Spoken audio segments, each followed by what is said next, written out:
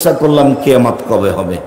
তখন আল্লাহ রাসূল বললেন, এই যা জয়াতিল আমানাত ফান্তাজির ইসাব, যেদিন 10-এর পয়সা ধ্বংস হবে সেদিন কিয়ামত হবে। মসজিদের পয়সা মানুষ মেরে খাবে, মাদ্রাসার পয়সা মানুষ মেরে খাবে, 10-এর সম্পদ মানুষ ভাগ করে নেবে নিজের সম্পদের মতো করে, তখন কিয়ামত হবে। পল্লীর বেদুইন মানুষ কথাটা বুঝতে পারল না, বলল কাইফা ইয়াজাতুহা, 10-এর সম্পদ কিভাবে ধ্বংস হবে, তা কিভাবে নষ্ট হতে পারে? তখন আল্লাহ রাসূল বললেন, এই যা উসসাদাল আমর এলাকায় আহলি ফান্তাজির ইসাব, যখন দায়িত্ব অযোগ্য মানুষের হাতে তুলে দেওয়া হবে তখন কিয়ামত হবে, তখন 10-এর পয়সা ধ্বংস হবে।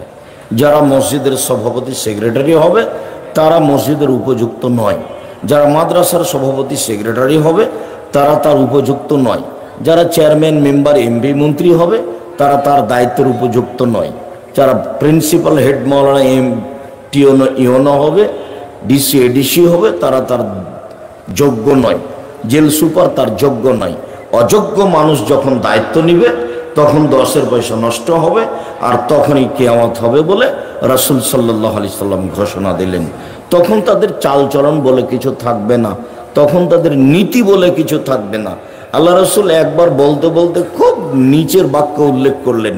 তিনি বললেন, জনগণের নেতৃত্বের লোকা ইবনে লোকা, ইতরের সন্তান ইতর, একেবারে নিম্ন শ্রেণীর মানুষ। বগুড়া, রংপুর, গাইবান্ধা, লালমনিরহাট, নীলফামারী, কুড়িগ্রাম, পঞ্চগড়, ঠাকুরগাঁ, গাইবান্ধা এসব ডিস্ট্রিক্টের ভাষায় বেন্যার বাচ্চা বেন্যা, নিম্ন শ্রেণীর মানুষ, ইতরের সন্তান ইতর যেদিন দায়িত্ব পালন করবে সেদিন এগুলো নেমে আসবে, সেদিন কিয়ামত হবে। চাঁপাইনবাবগঞ্জের ভাষাতে ছোট লোকের বাচ্চা ছোট লোক যেদিন দায়িত্ব পালন করবে সেদিন কিয়ামত নেমে আসবে, সেদিন কিয়ামত সংগঠিত হবে। এসব কথা রাসূল সাল্লাল্লাহু আলাইহি সাল্লাম বলেন। বিস্তারিত দেখতে চাইলে এদেশে একটা বই পাওয়া যায়, মরণ একদিন আসবেই। বইয়ের নাম কি? মরণ একদিন আসবেই। আপনার উপকারে রেখেছিলাম, জানি না আপনার বাড়িতে আছে কিনা। যদি আপনার বাড়িতে না থাকে তাহলে এটার দুর্বলতা আপনার, এর জবাব আমাকে দিতে হবে না। আমি এতটুকু বিশ্বাস রাখি যে আমার জীবনে আমি কোনো জাতির সামনে ধর্মের নামে জাতিকে ফাঁকি দিইনি।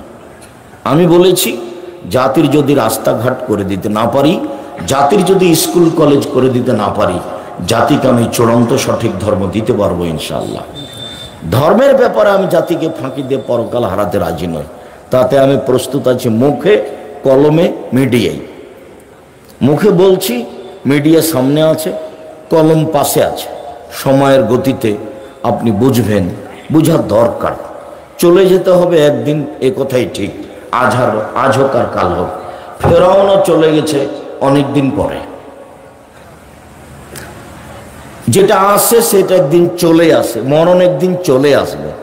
দেখেছিলাম বয়স একদিন 40, দেখি এখন 60, তারপরে দেখব শেষ। এরই নাম জীবন।